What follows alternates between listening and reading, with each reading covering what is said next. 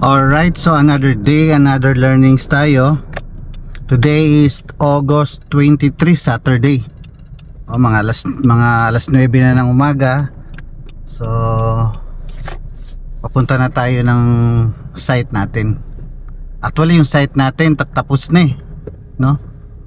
Ito yung Tower F natin dati. Wala na, restricted na tayo dyan. Hindi na tayo makakapag-vlog dyan. Strict sila sa nila. Strict sila sa mga videos, no? Alright, kasi yun ang nila dito. Restricted na tayo, hindi tayo makakapag-vlog dyan. And then yan, ikot tayo. Ito yung Tower E, Eagle, no? Wala na, tapos na. Papatapos na, Up. Yan natin. Ayan, no? So hanapin natin si Engineer Ricky dyan. Atras tayo kasi magro-roll call pa tayo. So ito yung rutina natin. This is my routine, no?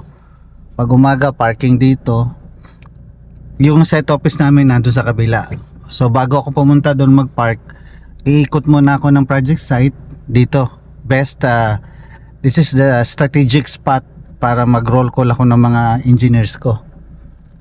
Pinaka roll call ng attendance, tapos kung ano yung mga look ahead nila, yung mga target, kung naano ba, kung nare-realize ba o namamaterialize. Yan, dito ako. Yan, dyan. Okay, so yun, nandun si Engineer Ricky, nandun pala, nagsusupervise na. Tapos may nagtatanggal na ng mga scaffolding. Okay, so yun, wala na, nag-fit out na yan. Yung sa loob dyan, nag-fit out na yan. Tapos pasyal tayo dun sa loob, akyat tayo dun sa may pinaka-ibabaw, sa pinaka-rooftop. Check natin yung beachfront, no? Tapos alright, sige, i-connect, ko to mamaya, i-continue ko to, sige. Alright, so nasa pinaka upper floor na tayo, pinaka last na floor, 20th floor tayo. Nandito rin sila Foreman, Glenn, saka si Engineer Rick. Okay, Rick, kamusta, Rick? Good, no? So kakabalik mo pa lang galing sa bakasyon. Yan ang tinatawag na work-life balance.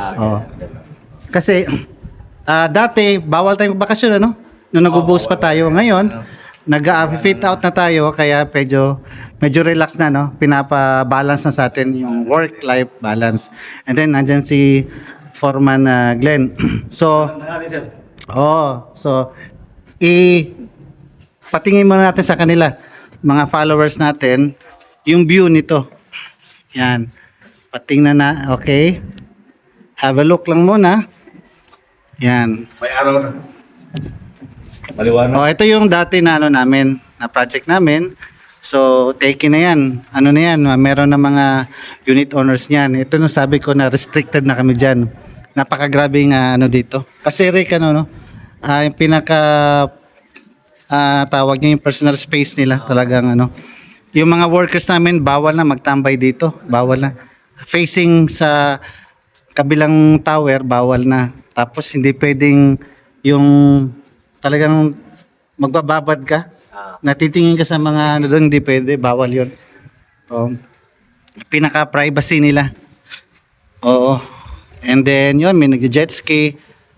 So ngayon, anong learnings natin na mabibigay natin sa kanila? Yun na lang sa kasi may nababasa ako ngayon sa community natin sa construction, Rick, regarding sa mga presyuhan. May mga engineers, pero sa mga residential, eto sa atin, although residential to, pero condominium kasi, no? So may pagkakaiba ba? Para sa akin meron yung presyuhan. Ikaw, Rick, dito tayo, Rick, para magandang view. Ikaw, Rick, sa last mo na na presyuhan, magkano ng per square meter? Ang reference natin nasa Lapu-Lapu, Mactan tayo, Cebu province, no? Since ako sa yung yung natanda ko yung magkano? Yung mga ng 2015. 2015 ba? 2015. So almost 10 years na, no? Oo. O magkano presyo dati? 120 Per square meter? 120 per square meter pa yun. 120,000 per square meter. Swerte ka na nun, Rick. Swerte ka na. Ngayon, di ka na makakahalos, no? Hirap ka na makakita ng 120,000 pesos Ngayon, per square meter sa beachfront. Ito reference natin, ha? Ito reference natin. Ito beachfront to, di ba? Seaside living. Teka lang, i-ano ka. Yan. Yan. Teka lang. Sige. Yan. Ito, itong beachfront na to, yung living by the sea. Yan. Yan, hanggang dun sa kabila. Meron tong category eh. Meron yung may mga low end, no? Low end. Siguro low end, yung parang kahon lang ng ano, parang matchbox lang, parang kahon lang ng gagamba. Medyo swerte ka na kung makakita ka ng 80,000 per square meter. Halos hirap na, lalo na dito. Alright? Pero yung ano, nasa 150 na. Sa ngayon.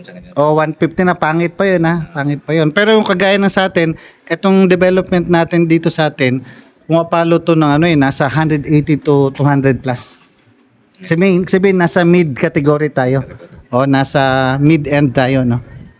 O, tapos, ang alam ko na presyon dito sa Lapu-Lapu lang, yung pinaka-high end, pumapalo rin ng 400,000 plus per square meter.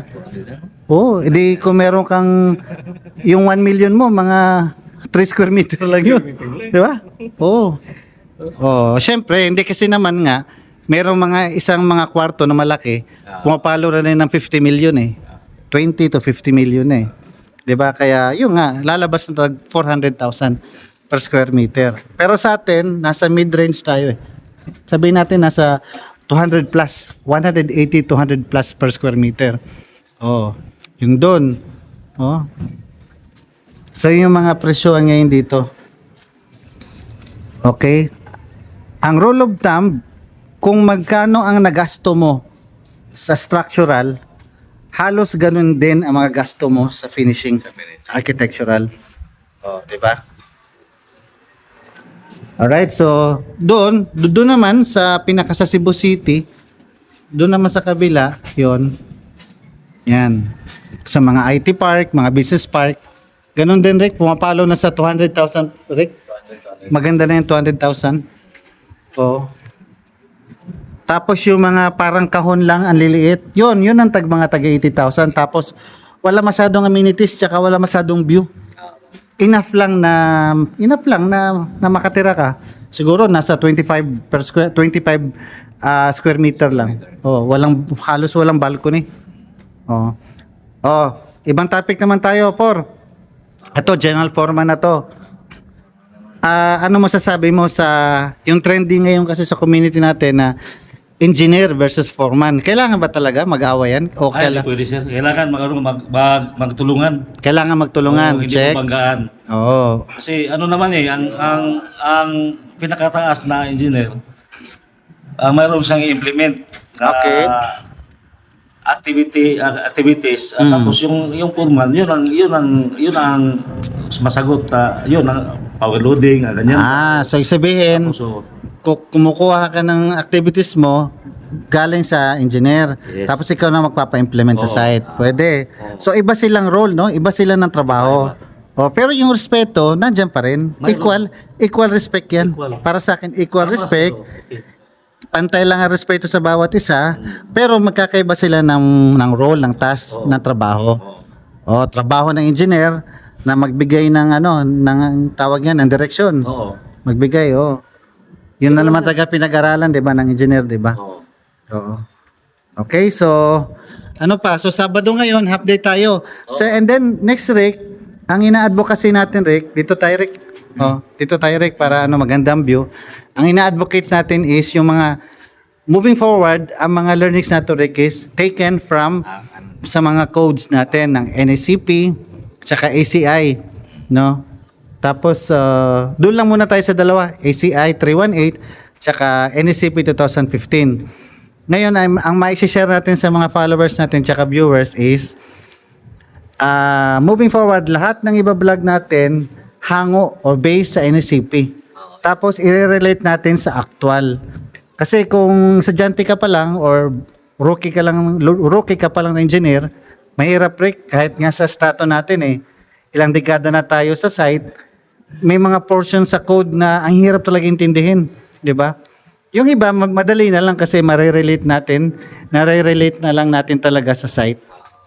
'Di ba? Mabilis na maintindihan. So 'yun, next natin vlog reading, code reading. Alright? So Sabado na ngayon, relax na tayo. Yes. Okay. Sige Rick, bye-bye Rick. Bye-bye. Bye-bye. Okay, bye-bye.